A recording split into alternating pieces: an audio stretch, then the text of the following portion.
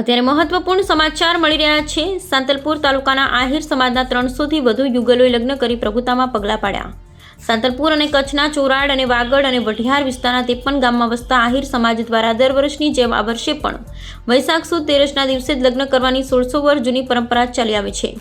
પાટણ જિલ્લા સાંતલપુર તાલુકા ગ્રામીણ વિસ્તારમાં આહિર સમાજના લગ્ન વૈશાખ સુદ તેરસના દિવસે રાત્રે 11 થી 12 વાગ્યે થતા લગ્નના ફેરા વર્ષે 6 વાગે ઝડપી પૂર્ણ કરી પરંપરા જાળવી રાખી હતી।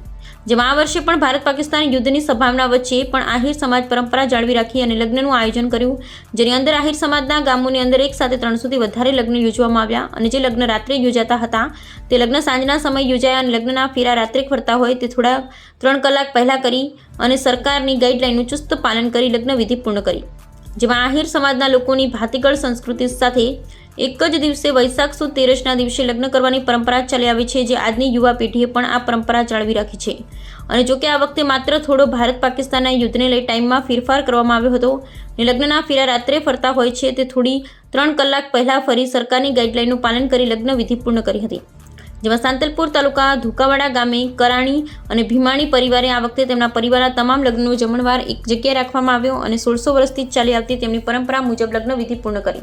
અને જેમાં આહિર સમાજના લગ્નની અંદર કોઈપણ જાતના ખોટા ખર્ચાઓ કરવામાં આવતા નથી, કોઈપણ જાતના પ્રદૂષણ ફેલાય તેવા ફટાકડા ફોડવામાં આવતા નથી અને વર્ષોની પરંપરા જાળવી રાખી સમાજના રીતિ રિવાજ મુજબ ચાલી આવતા પરંપરાને જાળવી રાખવા લગ્ન યોજવામાં આવ્યા।